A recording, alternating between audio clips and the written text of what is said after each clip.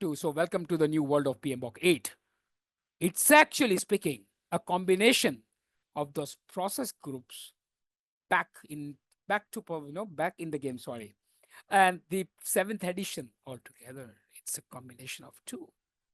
It's going to be really, really a game changer. I'll tell you why.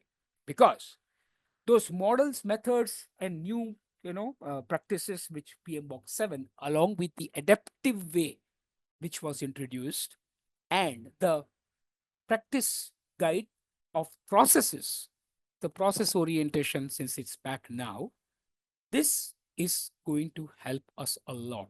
Plus, you look at the right hand side, right? AI is getting introduced. Decision driven, data driven decisions being introduced into it. A few of the processes related to that as well. Focusing on the agile and hybrid methodologies primarily more than the predictive is there probably might be a little more deep dive into the world of hybrid and hence agile.